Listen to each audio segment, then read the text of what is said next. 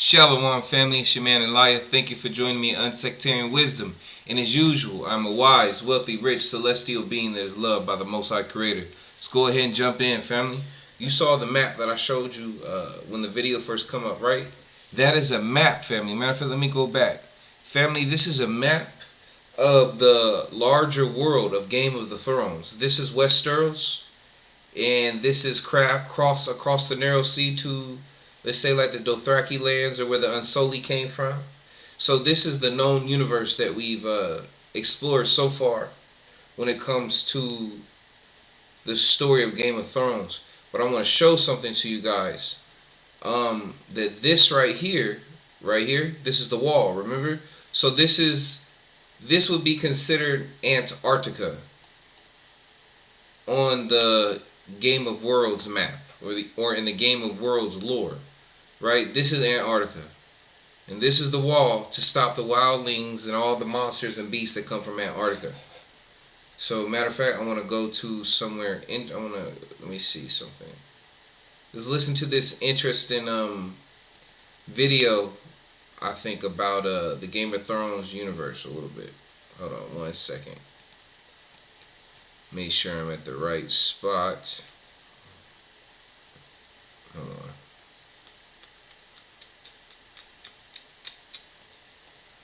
Okay. Constructed just to keep these guys out.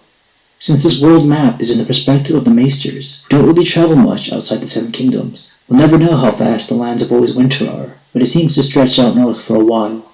When the White Walkers' army first attacked thousands of years ago, it's said they rode atop of giant ice spiders. Since these creatures haven't mentioned... Keep that in mind, family. Ice spiders. Remember, this is the ice wall. This is supposed to be like the Antarctica of the Game of Thrones.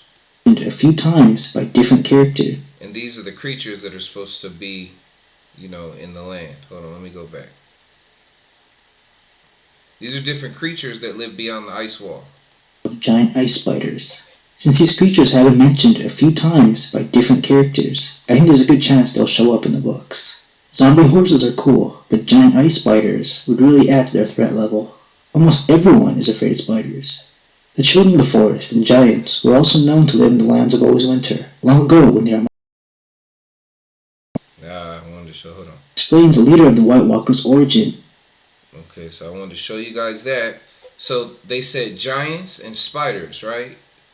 Alright, let's go ahead and let's look at this right here. Let's see what they got to offer right here. Hold on. Creature beyond the Game of Thrones. Okay.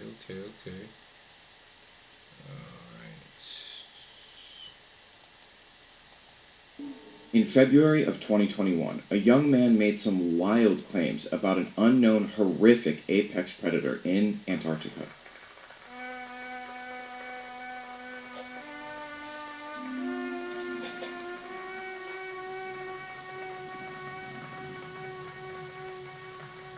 In a bizarre but highly detailed, now deleted thread looking for creepy Google Earth pictures on the paranormal board of 4chan, an Anon posted this.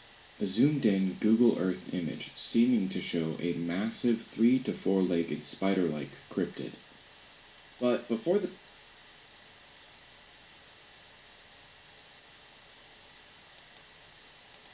A man was dragged into the infirmary screaming, and the doctor didn't recognize him as he wasn't one of the soldiers or researchers from the base. The man was in critical condition, and the soldiers that dragged him in said that he had fallen. The doctor immediately noticed that these cuts all over the man's body were way too deep and clean to have happened from falling on some rocks. And as the doctor began working on him, the man started deliriously screaming. He said, "We let them loose, and we thought they were dead because they were frozen." He tried to continue, but the guards ripped off his oxygen mask and gagged him, ordering him to stop speaking. The doctor, who was both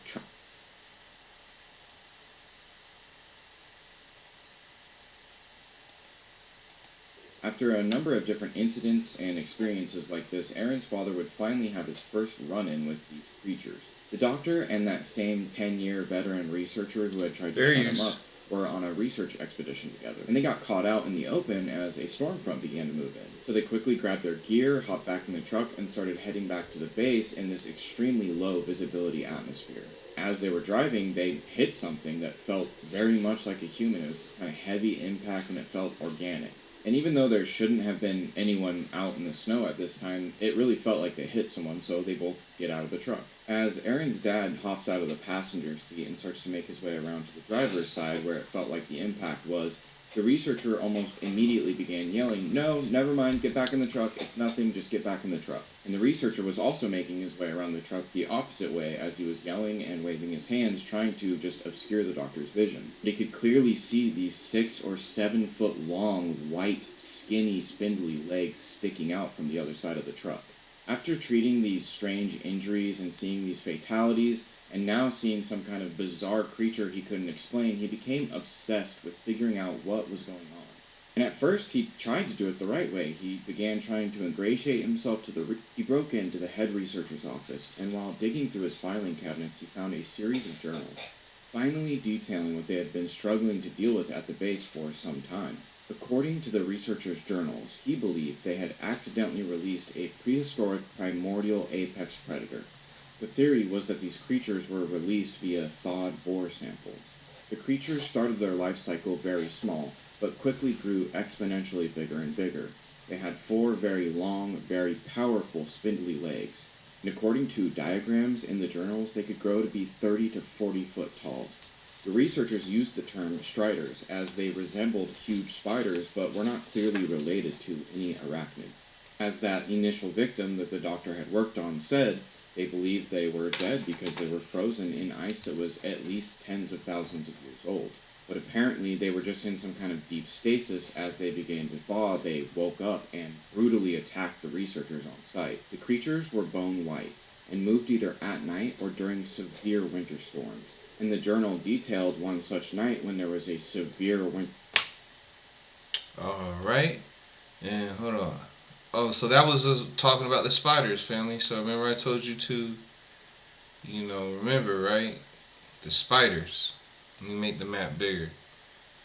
Remember, this is supposed to be like Antarctica of Westeros, right? After,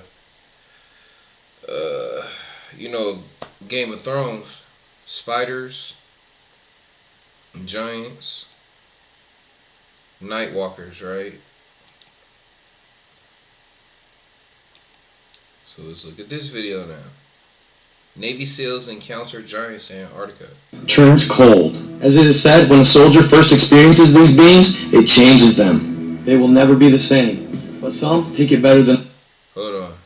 My bad.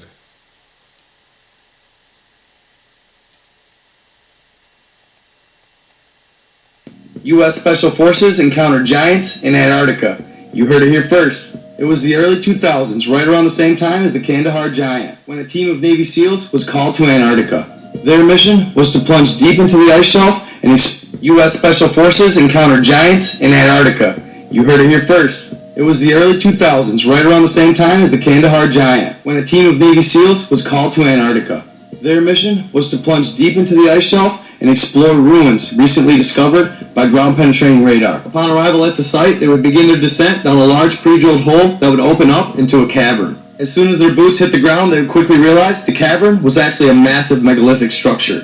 The structures were thousands of years old, and they believed them to be built by the ancient builder race, the same ones that built the pyramids. Amazed, they began exploring, eventually stumbling upon a large door. One of the SEALs would approach the door and touch it with his hand. To their surprise, it began shifting, almost as if powered by anti-gravity. The 30-foot door would move back and to the side, letting them into the corridor. In utter disbelief, they decide to split up into groups of 2. They cautiously make their way around the room, noticing hieroglyphs of which they had never seen before. As they sweep the area, senses heightened, one of the men yells, "Guys, come look at this!" As the rest of the team approaches this portion of the structure, they instantly notice the super advanced tech, and their comrades staring at a large crystal chamber. They brush a layer of frost off that has accumulated over thousands of years. And inside, they see it. It's approximately 14 to 16 feet tall. Its massive frame towering over the men. Its eyes still open, with a fierce look on its face, almost as if it's staring at them. The warm blood... Alright, what else we got? We got Genesis 6:4. There were giants. This is the Bible, Genesis 6:4. There were giants in the earth in those days, and also after that, when the sons of God came in unto the daughters of men, and they bare children to them. The same became mighty men, which were of old, men of renown. All right, what we got next? Okay, hold on, let me go back here. Let me, matter of fact, hold on. Oh, matter of fact, two things.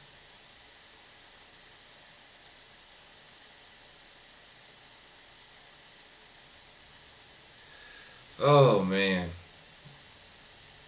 Okay. You got the, got your friendly neighborhood giant right here. Wanted to go ahead and show you that. Oh, man, where'd it go?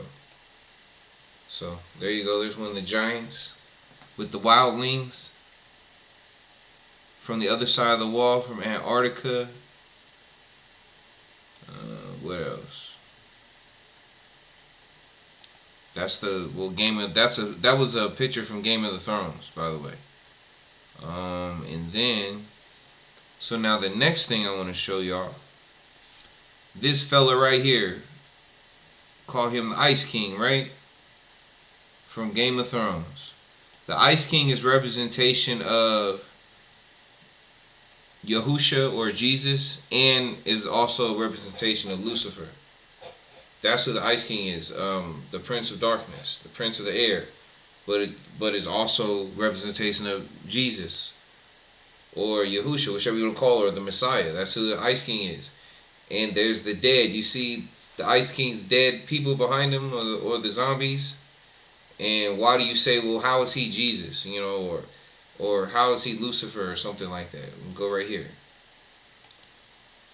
Well, here, Ezekiel 37:13, and you shall know that I am the Lord when I open your graves and raise. Also, Ezekiel 37:13, and you shall know that I am the Lord when I open your graves and raise you from your graves, O my people. Matthew 10:7-8, and proclaim as you go, saying, the kingdom of heaven is at hand. Heal the sick, raise the dead, cleanse lepers, cast out demons. You know, I don't need to read. Or Romans 8:11, if the spirit of him who raised Jesus from the dead dwells in you, he who raised Jesus Christ from the dead will also give life to your mortal bodies through his spirit who dwells in you. All right, let's go to some more. What do we got right here? Thessalonians chapter 4. For the Lord himself, with a cry of command, with the archangels, call, and with the sound of God's trumpet, will descend from heaven, and the dead in Christ will rise first. Thessalonians chapter 4. All right, what we got here going on? Okay, and here, okay, right here. Not peace, but a sword. Do not think that I have come to bring peace to the earth. I have not come to bring peace, but a sword. For I have come to set a man against his father, and a daughter against her mother, and a daughter-in-law against her mother-in-law. And a person's enemies will be those of his own household, aka, bam, coming the dead. The dead, right? What is it? It said the enemy will be those in your own household. Well, if your mama, your daddy is a zombie, your brother, your sister is a zombie, what they're going to do, they're going to attack you. They zombies. But they in your own household, but they zombies. They don't know what they're doing. They can't help it. You know, like I said, Ice King, Yahusha, he's also Lucifer, devil. He's both. Well, at least right here in this explanation is what I'm talking about. Alright, do not think that I've come, okay, Matthew 10:34-36. Do not think that I've come to bring peace to the earth. I've not come to bring peace but a sword. For I've come to set a man. Oh, I just read that. So in other words, you know, the Ice King came to, you know, they came past what? They came from up here, past the ice wall to conquer Westeros, right? Came to bring the sword, not peace. Came to bring the sword. All right. What's this? He is dressed in a robe dipped in blood, and his name is the Word of God. Bringing the Ice King again, going through the land, killing, especially, you know what I'm saying, when they first started, going through taking everybody out, especially all them wildlings. So his robe was dipped in blood, the Ice King. All right, what's next? Okay, Let's jump in right here. This is Daenerys, right? I want y'all to see these scenes right here, so I can bear with me for a second, family. I'm trying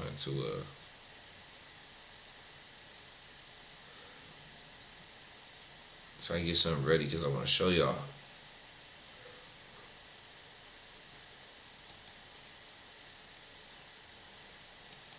Okay, hold on.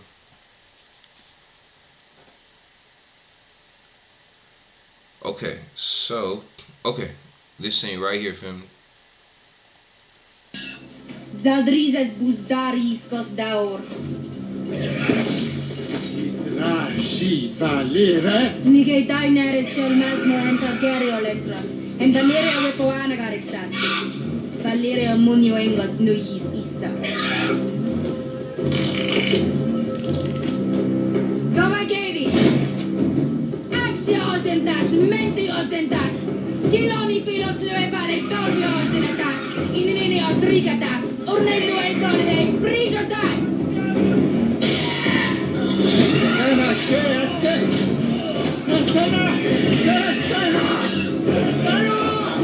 Dracarys.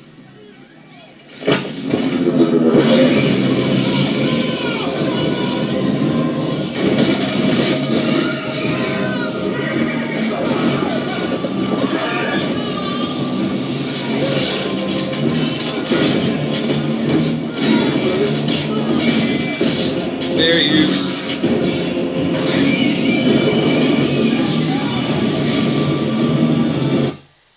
Alright. Next scene, fair use. Make sure.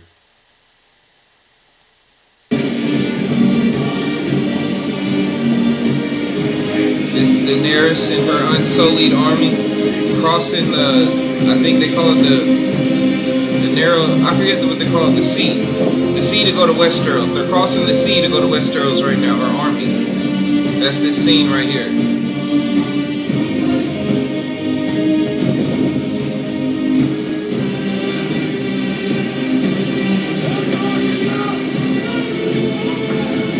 The ships of Tarshish.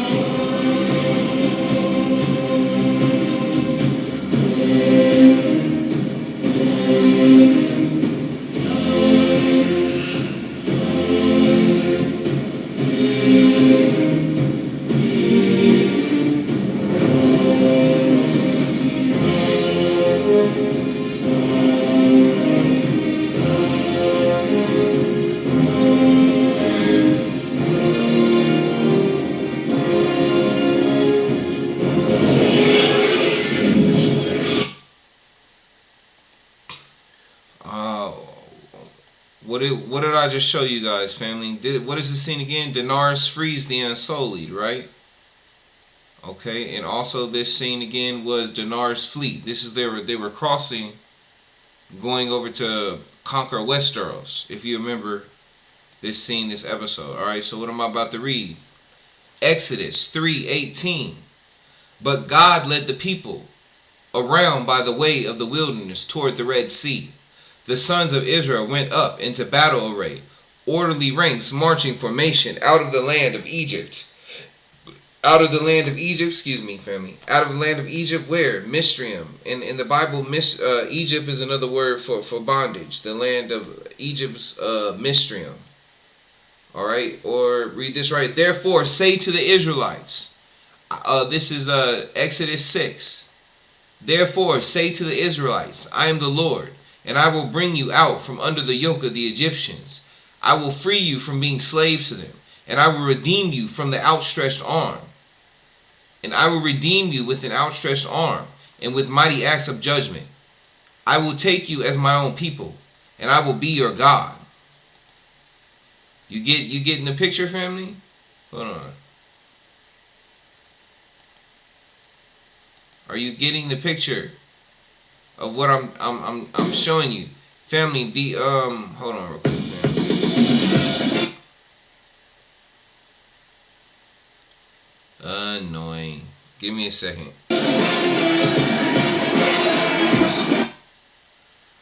All right. What else I want to show you guys about this? Hold on one second. So while we're on this subject,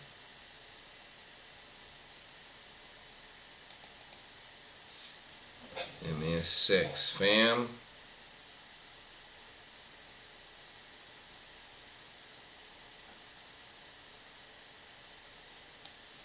These people right here, family, the unsullied, what I was showing you, these in the show are representation of Jews or Hebrews. Or, look, that's who these people are. Okay? That's who they represent in the show. And the scene that I just showed you, right? This character right here, Daenerys, is in the show of Game of Thrones. She's actually supposed to be God. She's supposed to be the creator of the universe in the show. Or she's supposed to be the God of the Bible. And she came to free her children, her people, the Israelites, who were in slavery under Blom to me. Tindas lysa tida. To Egypt. In slavery to Egypt, right? You hold the whip. And then after she freed them from slavery, what they do? They crossed the Red Sea. And then that's where, and then after that, after they crossed the Red Sea, they went to battle. I forget the name of the tribe they went to war with. What else? What else am I reading? Did I read all these right here, family? Okay, hold on. Let me see which one this was. So keep that in mind. Khalees, like I said, let me finish up telling you guys about that. So Jon Snow killing her in Game of Thrones was like basically like a jab towards God, like basically saying that man can defeat God. That was the whole thing between her and Jon Snow. That's why at the end of the series, Jon Snow took her life. Because basically Jon Snow was also a representation of man. And man chose the world over God. Daenerys was a representation of God. But Jon chose the world, which was the other, aristocracy, the lords and the monarchs. That's who Jon Snow chose over God. So Jon Snow chose the flesh, chose the people over God, who is represented by Daenerys as God being a female in the show. So that's who they were. That's who Daenerys was. Also, some more interesting stuff maybe you guys didn't know. There's also a land in... Okay, here's another map of... Oh, my bad. So here, once again, here's the Game of Thrones world. There's the ice wall, Antarctica. But right here in this land, it's another interesting place called... Hold on, family.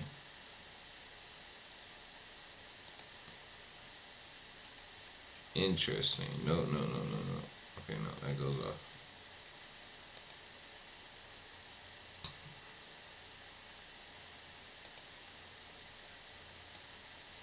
This land right here, family. This is called Yee. And who lives in Yee?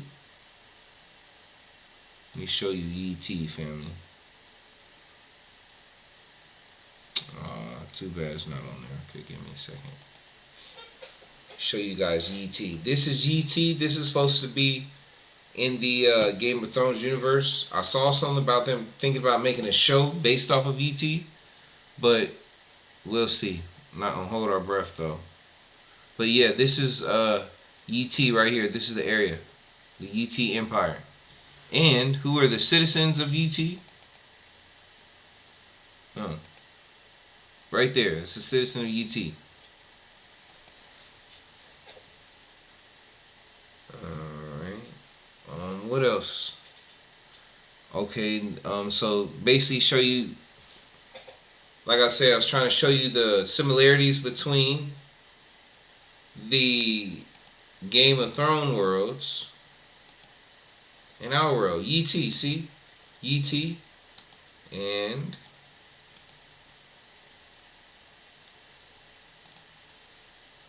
a YT servant.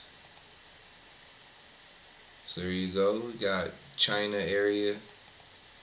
Also, like I said, showing those similarities. Then we got the Dorne, House Dorne, House Martell. You got our Middle Eastern type people, Persian people. House Dorne, House Martell. You know what I'm saying? Similarities. Indian also, a little Indian heritage in there as well.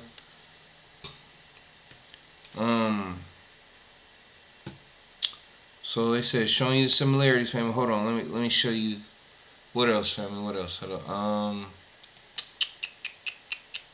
I got some more stuff. Just bear with me. I'm just trying to think. I lost track of where I was. Oh, okay. So also, yeah.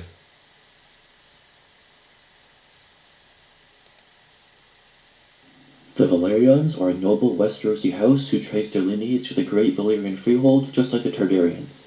From the start of Aegon's conquest, they have had a significant role in the politics and wars of Westeros, and have been at the side of their Targaryen king every step of the way. They were cut out of Game of Thrones, and don't have a super significant role in the Song of Ice and Fire books either, but when the Targaryens were at the height of their power, so too were the Velaryons, and lots of hospitable room for markets and a bustling economy. The Velaryons were never dragon riders in Valyria, meaning they were almost certainly of a lower class nobility than the Targaryens, so they made their mark on the world via the sea. The Velaryons are one of the richest families in Westeros, right up there with the gold-rich Lannisters of Casterly Rock. This is because they spent centuries sailing the seas of Planetos, traveling all over the world to trade their wares. The Velaryons... I want to show you guys something. Family, you see the Velaryons? Obviously on the screen. Look at their sail. I'm showing this for a reason, because there's a similarity between the Velaryons and somebody else, and I want to show you like this rabbit hole, the interesting things that are in this show, right? Well, there goes Valeria, but I want to show you. You see Velaryon, Atlantean. I'm showing you something. Look, Velaryon. That's what we just looking at. The Velaryon, Atlantean. Velaryons have what? White hair, right? Disney Channel, Atlantis. We just saw it right there. See, look. This is the Disney Channel, Atlantis, right? Look at her hair.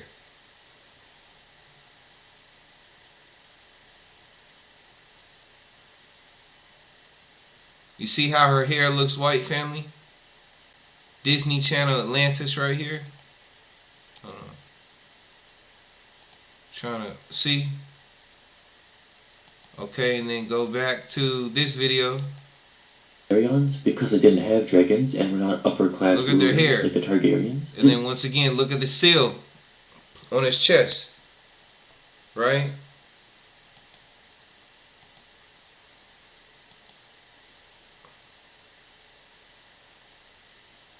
Okay.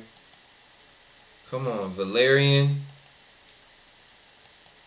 Come on, family. Do you guys see the resemblance? Velaryon, Atlantean, and then Targaryen. Hold on.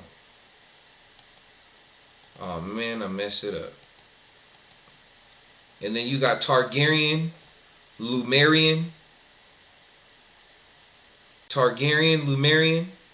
Just wanted to see if you guys are seeing the puzzle pieces. So you got Targaryen, House Targaryen, which sounds very similar to Lumerian. And then you got the Velaryon, which is very similar to And Velaryons just happen to be sea-dwelling people, with white hair like Atlanteans. And remember, there was a war between the Lumerians and Atlanteans. And in this show also, family, so basically what my hypothesis, what I see, is the reason why, at least in Game of Thrones picks up in this season at this time frame, everything happens for a reason, family. You know, nothing happens, you know, like I said, for no reason. So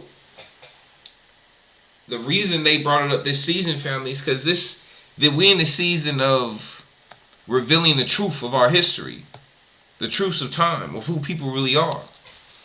And what I see right now in this show, what these Velaryons are representation of, are of the old so-called black aristocracy or monarchy of Europe back in the day that were not taught about in school. In Game of Thrones, at least this particular series around this time, is basically almost like, you know, hush hush behind the, you know, like the underlying meaning. It's like it's showing us the time before the so-called black European monarchy or, you know, aristocracy, before they were taken out by the Caucasian monarchy. So that's what I see in Game of Thrones. They're telling the story. They're telling you our true history, or at least bits and pieces of it. They're giving you clues. They're showing certain people who, you know, who have been studying this for a minute that, you know, we're on the right path. So that's really what this is. So for everyone sitting here, oh, you know, getting the show, and you're thinking, oh, they keep trying to push this narrative to mix the race and all. Look, family, yes, that too, but there's more to it than that. It's really not. It's something deeper than that. It's not what you think. But, you know, like I said, also they're trying to show us. They're showing us the past, what the past used to look like. This was the past, family. They say you don't have to accept it. Do your research. Right? So, and what this show basically, like I said, what it's saying is this is showing before the Atlantean. But I don't know in the show, I don't know if they represent Hebrew European monarchy or African European monarchy or the Moors, right? So they represent one of them. And in this show, like I said, this represents the time. This is the period when the European houses took over. The Caucasian European house took over is what this series is talking about. And when we go fast forward back to the first series of Game of Thrones, right, to like the time of the White Walkers and Joffrey and the midget man and them and all, excuse me, the short man and all that. I forget if they don't like which word they prefer. I apologize. Please don't cancel me for that. I apologize. I don't know what name. I ain't saying please about it, but you know what I mean. I mean be disrespectful. But anyway, so yeah, family. This is so Game of Thrones is pretty much like, it's like a story of the end of the world.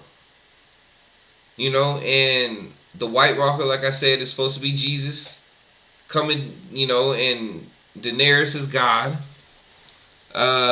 What else? Also, like I said, I've said this to people before. If you look at Game of Thrones, family, and you can just kind of get past the entertainment aspect, but look at it and try to apply the real world to it, Game of Thrones really is like, family, it's like a story of the reality of the world we live in. It's almost like a reality show of the rich people, because the show focuses on the rich people, the people who rule the poor, right? And this is basically like almost like a reality show, watching politicians or, you know, the European aristocracy, and you get to see how they, in the show, you get to see how they fight each other, how they make wars. You get to see how Putin and them talk, Putin and Biden and George Bush and all of them talk behind doors, and how they act with each other behind doors, right? Man, it is funny. It's like George Bush disappeared off the face of the earth. But anyway, family, so yeah, this is, like I said, Revelation. And then all this, there's different lands, and there's so many other different species, family. There's different flying people with like beak faces. There's so many other lands with different humans. There's elves. There's giants. Well, I already said giants, but there's other type of giant family. There's lizard people. There's so many other different species, like reptilians. So many different species within the lore in the extended books of Game of Thrones, and they're only keeping us within this small area, family. Like I said, especially like I think, reading right here, there's like men who have wings like dragons here, right? And if you go down here, there's these type of species that have it says they have like beaks or something like that, like birds. Like they're human size, like I guess they're like human like birds where they have legs, and they might have bodies like us, but they have wings like birds and beaks like birds. And then over here is just like a bunch of different type of crazy monsters and stuff that eat people, and all the lizard people live down here where they eat people. That reminds me of Warhammer. So if you're a Warhammer 40K fan, that's almost like I feel like almost like a nod to Warhammer 40K and the islands that the lizard people live on that game. Yeah, family, it's just crazy. And like I said, this map even in a way reminds me of Terra Infinita as well, because all these different dome worlds have different species, family. And when you come back to this Game of Thrones map, all these different places have different species too, family. It's not just human. And it's almost like, man, like I said, family, you got to get out the matrix. Get your head out the box, man. Dodge the hijack. So I just want to show you all this information. Let me make sure I'm not forgetting nothing. Told you guys that. So, so for my Niji people, my Aboriginal people, man, this is almost like I said, even though in the show Daenerys, Jon Snow killed her, this is still an omen for the freedom, for the true freedom, for the true truth being revealed for certain people, a certain Aboriginal, certain Niji people. That's what Daenerys was in the show. Daenerys was representation of the Creator, was representation of the I am that I am, Yehovah. So that's who Daenerys was. And the unsullied were the Hebrews, or the Israelites, or what do you want to call them, the Jews. But anyway, family, without further ado, I hope y'all enjoyed that somewhat. I know it's probably a little dry, but I just want to share this information with y'all, family. Like I said, maybe some information, maybe this might be some interesting stuff that y'all didn't know. You know what I'm saying? So now, when you look, if you haven't looked at Game of Thrones, and you ever get a chance to look at it, now you can look at it with a deeper spiritual eye, a deeper understanding of the story. The story behind the curtain. So without further ado, family, thank you. I enjoyed you. I'm a wise, wealthy, rich, celestial being that is loved by the Most High Creator. I'll catch y'all later, family. Be blessed. Shalom.